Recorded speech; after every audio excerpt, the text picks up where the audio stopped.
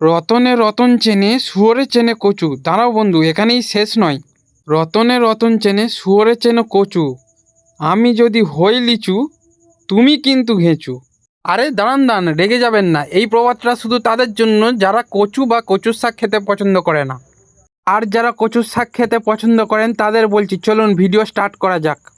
First কচুর শাকগুলোকে কেটে ধুয়ে ভালো করে সেদ্ধ করে জল ঝরিয়ে নিন। এরপর কড়াই তেল দিয়ে ইলিশ মাছের মাথা ভালো করে ভেজে তুলে নিন। কি এত ভাবছেন বাজারে গিয়ে ইলিশ পাননি? তার জন্য অপশান আছে, নারকেল কুড়ো বা কাঁচা ছোলা দিয়েও নিরামিষ হিসেবে বানাতে পারেন। চলুন আবার ভিডিওতে ফেরা যাক। ওই মাছ ভাজা তেলের মধ্যেই অল্প তেল বাড়িয়ে দিয়ে কয়েকটা শুকনো লঙ্কা, দুটো তেজপাতা এবং সামান্য কালো জিরে ফোড়ন দিন।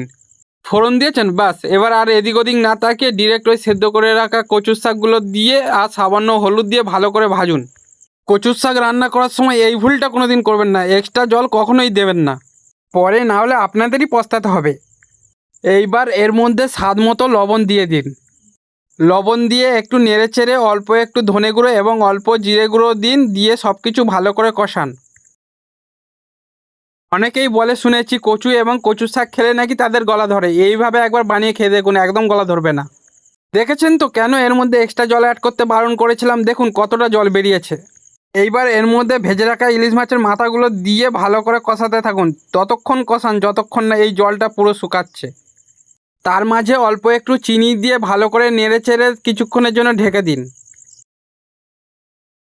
এইভাবে কচুর শাক বানালে গ্যারেন্টি দিচ্ছি, খেতে বসে আপনিও বলবেন, এই রে আজ মনে হয় 2 মুঠো চাল কম নিয়ে ফেলেছি।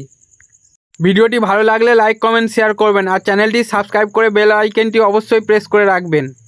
আজ তাহলে আসি, দেখা হচ্ছে পরের ভিডিওতে। ধন্যবাদ।